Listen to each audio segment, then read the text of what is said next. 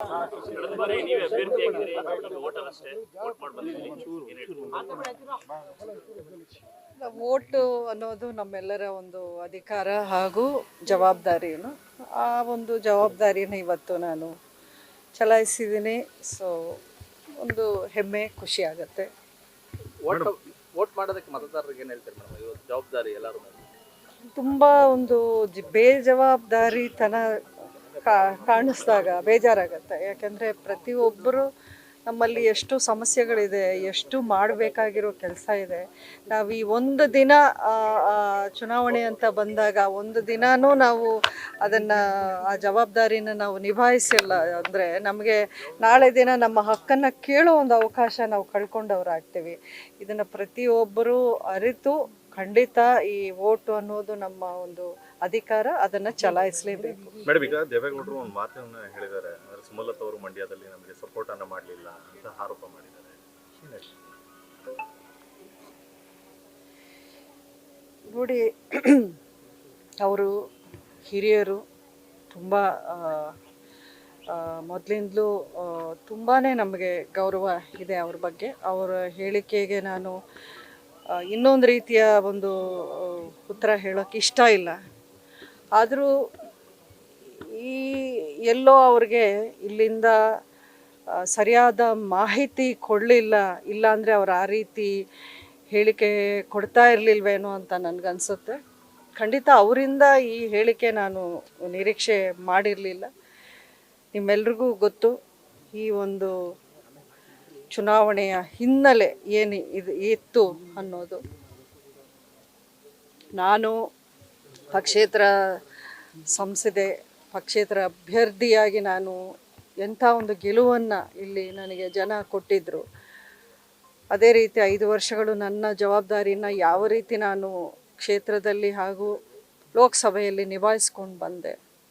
ಸಣ್ಣದೋ ದೊಡ್ಡದೋ ಅಂಬರೀಷ್ ಅವರಿಗೆ ನನಗೆ ಆದಂಥ ಒಂದು ಬೆಂಬಲ, ಒಂದು ಪಡೆ, ಒಂದು ಶಕ್ತಿ ಅನ್ನೋದು ಜಿಲ್ಲೆಯಲ್ಲಿದ್ದೇ ಇದೆ.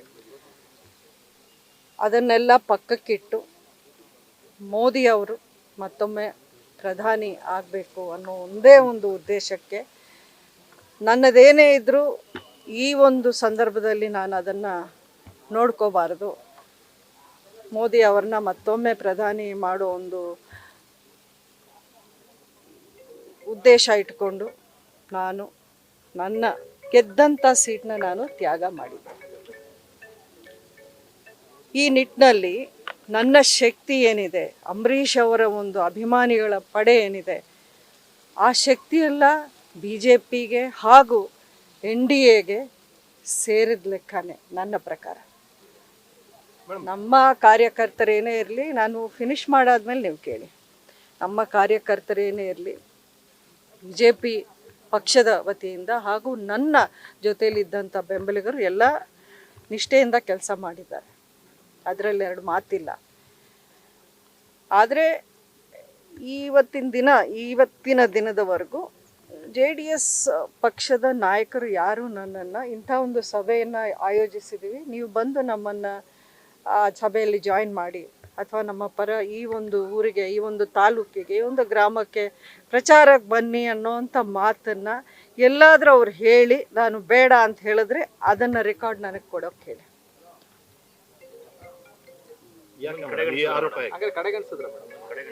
ಕಡೆಗಣಿಸೋದಿಲ್ಲ.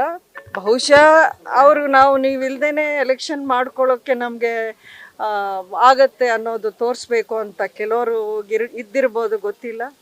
ಈ ಒಂದು ಹೇಳಿಕೆ ನೋಡಿ, ಇಷ್ಟೊಂದು ದಿನ ನಾನು ಇಂಡಿಪೆಂಡೆಂಟಾಗಿ ನಿಲ್ಲಬೇಕು, ನೀವು ಯಾವುದೇ ಕಾರಣಕ್ಕೂ ಸೋತ್ರು ಗೆದ್ರು ನಮ್ಮ ಜೊತೇಲಿ ಇರಬೇಕು ಅನ್ನೋವಂಥ ಒಂದು ಬೆಂಬಲಿಗರು ನನ್ನಲ್ಲಿ ತುಂಬ ಜನ ಈವರೆಗೂ ಬೇಜಾರಲ್ಲೇ ಇದ್ದಾರೆ. ಅವ್ರನ್ನೆಲ್ಲ ನಾನು ಸಮಾಧಾನ ಮಾಡ್ಕೊಂಡು ಬಂದಿದ್ದೀನಿ. ಇಲ್ಲ, ನಮ್ಮ ಉದ್ದೇಶ ಒಂದೇ, ಮೋದಿ ಅವ್ರನ್ನ ಅಲ್ಲಿ ನೋಡಬೇಕು ನಾವು ಮತ್ತೆ ಪ್ರಧಾನಿಯಾಗಿ ಅನ್ನೋವಂಥ ಒಂದೇ ಒಂದು ವಿಷಯ ಹೇಳಿ, ನಮ್ಮಲ್ಲಿ ಏನೇ ಈ 5 ವರ್ಷಗಳು ಆಗಿದ್ರೂ ಅದನ್ನೆಲ್ಲ ಈಗ ಮರ್ತು ಬಿಟ್ಟು ನಾವು ಕೆಲಸ ಮಾಡಬೇಕು ಅನ್ನೋಂಥ ವಿಷಯವೇ ಹೇಳಿದ್ದೀನಿ. ಆದರೆ ಇಂಥ ಒಂದು ಹೇಳಿಕೆ ಬಂದಾಗ ಅವರಲ್ಲೂ ಗೊಂದಲ ಆಗುತ್ತೆ. ಅಂದರೆ ಸುಮಲತಾ ಅವರ ಒಂದು ಪ್ರಚಾರಕ್ಕೆ ಬರೆದಿದ್ರು ನಮ್ಗೆ ಅಪಾಯ ಇಲ್ಲ ಅನ್ನೋವಂಥ ಹೇಳಿಕೆ ಅಷ್ಟು ವರಿಷ್ಠರು ಹೇಳಿದಾಗ ನಿನ್ನೆಯಿಂದ ನನಗೆ ಒಂದಷ್ಟು ಫೋನ್ಗಳು ಮತ್ತೆ ಶುರು ಆದವು. ಅಂದರೆ ನಮ್ಮ ವೋಟ್ ಬೇಡವಾ ಅವ್ರಿಗೆ, ನಾವೆಲ್ಲ ಲೆಕ್ಕಕ್ಕಿಲ್ವಾ ಅನ್ನೋ ರೀತಿಯಲ್ಲಿ ಕೇಳ್ತಾ ಇದ್ದಾರೆ. ಆದರೂ ನಾನೇನಾದರೂ ವಿರೋಧದ ಹೇಳಿಕೆಯನ್ನು ನಾನು ಹೇಳಿದ್ನಾ ಇಷ್ಟು ದಿನಾನು? ವರಿಷ್ಠರು ಬಳಿ ಹೇಳಿದ್ದಾರೆ ಮೇಡಮ್ ಸುಮಲತಾ ಬರೋದು ಬೇಡ ಪ್ರಚಾರಕ್ಕೆ ಅಂತ. ನನಗೆ ಗೊತ್ತಿಲ್ಲ ಯಾರು ಹೇಳಿದ್ದಾರೆ, ಏನು ಹೇಳಿದ್ದಾರೆ. ಹೇಳಿದಾರ ಮಾತು ಹೇಳಿದಾರ ಅಂತ ಯಾರು?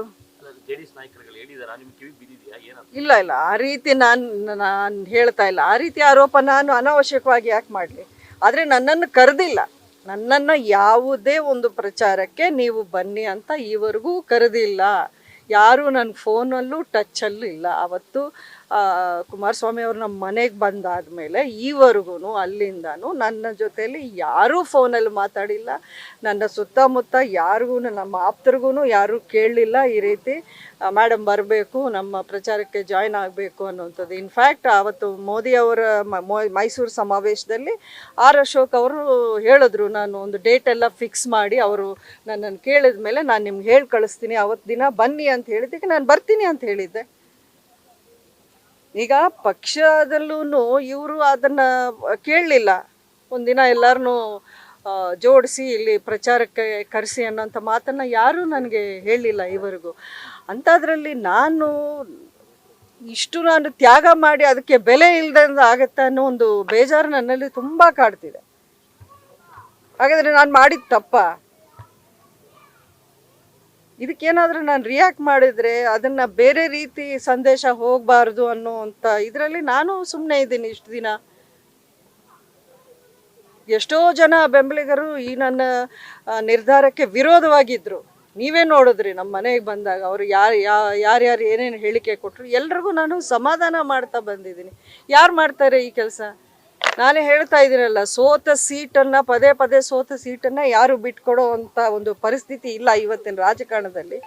ಗೆದ್ದ ಸೀಟನ್ನು ನಾನು ಮನಸ್ಫೂರ್ತಿಯಾಗಿ ಬಿಟ್ಕೊಟ್ಟಿದ್ದೀನಿ. ನಾನು ಇದಕ್ಕಿಂತ ನಿಮ್ಗೆ ಇನ್ನೇನು ಮಾಡಬೇಕು? ನಾನು ಕಳೆದ ಬರೀ ಕ್ಲಾಶ್ ಆಗಿತ್ತು, ನೀವೆಲ್ಲ ದ್ವೇಷ ಮರೆತು ಹೋಗೋದಕ್ಕೆ ರೆಡಿ ಇದ್ರಿ, ಅವ್ರು ರೆಡಿ ಇರಲಿಲ್ವಾ ಅಂತ? ಅದು ನೀವು ಅವ್ರನ್ನ ತಾನೇ ಕೇಳಬೇಕು. ನಿಮಗಾಗಿ ಅನ್ಬೋದು ಅಂದ್ರೆ ಈ ಕಡೆಗಣಿಸಿದ್ದು ಇದೆಲ್ಲ ಬೆಳವಣಿಗೆಗಳು ನೋಡಿದಾಗ ಆ ಥರ ಅನಿಸ್ತಾ ಇದೆಯಾ ಅಂತ, ದ್ವೇಷ ಮುಂದುವರಿಸ್ತಾ ಇದ್ದಾರೆ ಅಂತ? ನೋಡಿ, ಈ ಅವ್ರ ಮನಸ್ಸಲ್ಲಿ ಏನಿದೆ ಅಂತ ತಿಳ್ಕೊಳ್ಳೋಕೆ ನನಗೇನು ಇದಿಲ್ಲ. ನನಗದು ಗೊತ್ತೂ ಆಗಲ್ಲ ಅವ್ರು ಯಾವ ಕಾರಣಕ್ಕೆ ಈ ರೀತಿ ನಡ್ಕೊಂಡಿದ್ದಾರೆ ನನಗೆ ಗೊತ್ತಿಲ್ಲ. ನಾನು ನಿಮ್ಮಲ್ಲಿ ಫ್ಯಾಕ್ಟ್ ಹೇಳ್ತಾ ಇದ್ದೀನಿ ಅಷ್ಟೇ. ನನ್ನನ್ನು ಯಾರೂ ಕರೆದಿಲ್ಲ ಪ್ರಚಾರಕ್ಕೆ. ನನ್ನ ಜೊತೇಲಿ ಇದ್ದಂಥವ್ರನ್ನೂ ಯಾರೂ ಸಂಪರ್ಕ ಮಾಡಿಲ್ಲ. ಲೀಡರ್ಗಳು ಒಂದಷ್ಟು ಜನ ಎಲ್ಲ ಊರುಗಳಲ್ಲೂ ಇರ್ತಾರೆ, ಅವ್ರನ್ನೂ ಯಾರೂ ಸಂಪರ್ಕ ಮಾಡಿ ಈ ರೀತಿ ಕೋಆಪ್ರೇಟ್ ಮಾಡಿ ನಮ್ಮ ಜೊತೇಲಿ ಇರಿ ಅನ್ನೋಂಥ ಮಾತುಗಳನ್ನ ಹೇಳಲಿಲ್ಲ. ನಾನು ಎಷ್ಟು ಅಂತ ಪುಷ್ ಮಾಡಲಿ, ಎಷ್ಟು ಅಂತ ಸಮಾಧಾನ ಮಾಡಲಿ ನಾನು? ಮೇಡಮ್, ಒಂದ್ ಕಡೆ ಅವ್ರು ಕರೆದಿರ್ಲಿಲ್ಲ, ಪಕ್ಷ ಸೂಚನೆ ಕೊಟ್ಟರೆ ಹೋಗ್ತೀನಿ ಅಂತ, ಪಕ್ಷದಿಂದ ಯಾವುದೇ ರೀತಿಯನ್ನು ಬಂದಿರಲಿಲ್ಲ ಮೇಡಮ್. ಪಕ್ಷ ಸೂಚನೆ ಕೊಟ್ಟಿದ್ದ ಕಡೆ ಎಲ್ಲ ನಾನು ಹೋಗಿದ್ನೋ ಇಲ್ವೋ, ಸಂಬಂಧ ಇದೆಯೋ ಇಲ್ವೋ ಆ ಕ್ಷೇತ್ರಕ್ಕೆಲ್ಲ ನಾನು ಹೋಗಿದ್ನೋ ಇಲ್ಲಿ, ಮಂಗಳೂರುವರೆಗೂ ಹೋಗಿದ್ದೀನಿ. ಮಂಡ್ಯಕ್ಕೆ ಬರಲ್ಲ ನಾನು ಅವ್ರು ಹೇಳಿದ್ರೆ. ನಾನು ಪಕ್ಷದಲ್ಲೂ ಕೇಳಿದ್ದೀನಿ, ಹಂಗೂ ಮೊನ್ನೆ ಮೈಸೂರಲ್ಲಿ ಸಿಕ್ಕಿದಾಗ ಯದುವೀರವ್ರಿಗೆ ನಾನು ಪ್ರಚಾರಕ್ಕೆ ಹೋದಾಗ, ಇಲ್ಲ ನಮ್ಗೆ ಸೂಚನೆ ಬಂದರೆ ನಿಮಗೆ ನಾವು ಹೇಳಿ ಕಳಿಸ್ತೀವಿ, ಈವರೆಗೂ ನಮಗೇನು ರಿಕ್ವೆಸ್ಟ್ ಬಂದಿಲ್ಲ ಅನ್ನೋಂಥ ಮಾತುಗಳನ್ನೇ ಕೆಲವರು ಹೇಳಿದ್ರು. ಹಾಗಾದರೆ ನಾನು ಏನು ಅಂತ ಅರ್ಥ ಮಾಡ್ಕೊಳ್ಳಿ, ನೀವೇ ಹೇಳಿ. ಅಂದರೆ ತಾವು ಸ್ಪರ್ಧೆ ಮಾಡಲ್ಲ ಅಂತ ಘೋಷಣೆ ಮಾಡೋವರೆಗೂ ಇದ್ದು ಆ ನಂತರದಲ್ಲಿ ತಮ್ಮನ್ನು ಈ ರೀತಿ ಬಿಟ್ಕೊಂಡು ಅನ್ಸುತ್ತೆ? ನೋಡಿ, ಅದು ಯಾವ ಉದ್ದೇಶ ಇಟ್ಕೊಂಡು ಮಾಡಿದಾರೋ ಏನೋ ನನಗಂತೂ ಅರ್ಥ ಆಗ್ತಿಲ್ಲ. ಬಟ್ ಈ ರೀತಿಯ ಹೇಳಿಕೆ ನನಗೆ ತುಂಬ ಒಂದು ಬೇಜಾರು. ನಾನು ಆವತ್ತಿನ ದಿನ ನಾನು ನನ್ನ ಸೀಟ್ನ ಬಿಟ್ಕೊಟ್ಟಿದ್ದು ನನಗೆ ಇಷ್ಟು ಬೇಜಾರಾಗಿಲ್ವೇನೋ. ಬಟ್ ಈ ಒಂದು ಹೇಳಿಕೆ ನನ್ನ ನಿಜವಾಗ್ಲೂ ನೋವು ತಂದಿದೆ, ಈ ಒಂದು ಹೇಳಿಕೆ. ಯಾಕೆಂದರೆ ಅವ್ರ ಬಗ್ಗೆ ನಮ್ಗೆ ಅಷ್ಟು ಗೌರವ ಇದೆ, ಹಿರಿಯರವರು. ಅವ್ರು ಯಾವತ್ತೂ ಈ ರೀತಿಯ ಹೇಳಿಕೆಗಳನ್ನ ಸುಮ್ಮನೆ ಅವ್ರು ಹೇಳಲ್ಲ. ಹಂಗಿದ್ರೆ ಯಾರೋ ಅವ್ರಿಗೆ ಖಂಡಿತ ಮಾಹಿತಿ ಕೊಡಲಿಲ್ವೋ ಅಥವಾ ತಪ್ಪು ಮಾಹಿತಿನ ಕೊಟ್ಟಿದ್ದಾರೋ, ನಾವು ಕರೆದು ಅವ್ರು ಬಂದಿಲ್ಲ ಅನ್ನೋ ರೀತಿಯಲ್ಲಿ ಅವ್ರಿಗೆ ಬಿಂಬಿಸಿದಾರೋ ಅನ್ನೋದು ನನಗೆ ಗೊತ್ತಾಗ್ತಿಲ್ಲ. ರಾಂಗ್ ಮೆಸೇಜ್ ಅವ್ರಿಗೆ ಪಾಸ್ ಆಗಿದೆ ಖಂಡಿತ. ಇಲ್ಲ ಅಂದರೆ ಅವ್ರು ಈ ರೀತಿ ಹೇಳಿಕೆ ಕೊಡೋಕೆ ಸಾಧ್ಯನೇ ಇಲ್ಲ. ನೋಡಿ, ನಾವು ಗುರಿ ಅಂತೂ NDA BJP 28 ಗೆಲ್ಲಬೇಕು ಅನ್ನೋ ಗುರಿ ಅಂತೂ ಇದೆ. ಉಳಿದಿದ್ದು ಜನರ ಆಶೀರ್ವಾದ. ಖಂಡಿತ ಒಳ್ಳೆ ಟ್ರೆಂಡ್, ಪಾಸಿಟಿವ್ ಅಂತಾನೆ ಹೇಳ್ತಾ ಇದ್ದಾರೆ ಎಲ್ಲ ಕಡೆ, ಅದರಲ್ಲಿ ಎರಡು ಮಾತಿಲ್ಲ. ನೋಡಿ, ನಾವು ಯಾವತ್ತೂ ರಾಜಕಾರಣದಲ್ಲಿ ಒಂದು ಕಡೆ ಇದ್ದು ಇನ್ನೊಂದು ಕಡೆಗೆ ಮಾಡುವಂಥ ಅವಶ್ಯಕತೆ ನನಗಿಲ್ಲ. ಆ ರೀತಿ ರಾಜಕಾರಣ ನಾನು ಮೊದಲಿಂದ ಮಾಡಿಲ್ಲ. ಇವಾಗ ಎಲೆಕ್ಷನ್ ಟೈಮಿಗೆ ಮೊದಲೇ ನಾನು ಯಾವುದೋ ಒಂದು ಪಕ್ಷ ಸೇರಬೇಕು ಅನ್ನೋವಂಥ ನಿರ್ಬಂಧನೂ ನನಗಿಲ್ಲ. ಇರಲಿಲ್ಲ. ಆದ್ರೂ ನಾನು ಒಂದು ಪಕ್ಷಕ್ಕೆ ಸೇರಿದ್ದೀನಿ ಅಂದರೆ ಆ ಪಕ್ಷಕ್ಕೆ ನನ್ನ ಸಂಪೂರ್ಣ ಸಪೋರ್ಟ್ ಇರುತ್ತೆ. ಚಲುವಳಿ ಸ್ವಾಮಿ ಹೇಳ್ತಾರೆ ಋಣ ಸಂದಾಯ ಕೆಲಸ ಆಗ್ತದೆ ಸುಮಲತಾ ಅವರಿಂದ, ಅದನ್ನ ಬಾಯ್ಬಿಟ್ಟು ಹೇಳ್ಬೇಕಿಲ್ಲ, ನೀವೇ ಅರ್ಥ ಮಾಡ್ಕೊಳ್ಳಿ. ಅಲ್ಲ, ಅವ್ರು ಏನೇನು ಅವರವರ ಅನುಕೂಲಕ್ಕೆ ಏನೇನು ಬೇಕಾದರೂ ಹೇಳ್ಕೊಬೋದು, ಅದನ್ನು ಬಿಡಿ. ಯಾವ ಎಲೆಕ್ಷನ್ ಬಂದಾಗ ಮಾತ್ರ ಅವ್ರಿಗೆ ಋಣ ಸಂದಾಯ ಎಲ್ಲ ಜ್ಞಾಪಕ ಬರ್ತಾ ಇದೆಯೇನೋ, ಉಳಿದಿದ್ದ ಟೈಮಲ್ಲಿ ಬೇರೆ ರೀತಿಯ ಮಾತುಗಳಿರುತ್ತೆ. ಅದ್ರ ಬಗ್ಗೆ ನಾನು ತಲೆ ಕೆಡಿಸ್ಕೊಳ್ಳಲ್ಲ, ಯಾರೂ ತಲೆ ಕೆಡಿಸ್ಕೊಳ್ಳಬಾರದು. ಅವ್ರನ್ನೇ ಕೇಳಬೇಕು ನೀವು ಯಾವ ಇಕ್ಕಟ್ಟು ಏನು ಅಂತ. ನ್ಯೂಸ್ ಫಸ್ಟ್ ನಿರ್ಭೀತಿಯಿಂದ ನಿಮ್ಮ ಪರವಾಗಿ.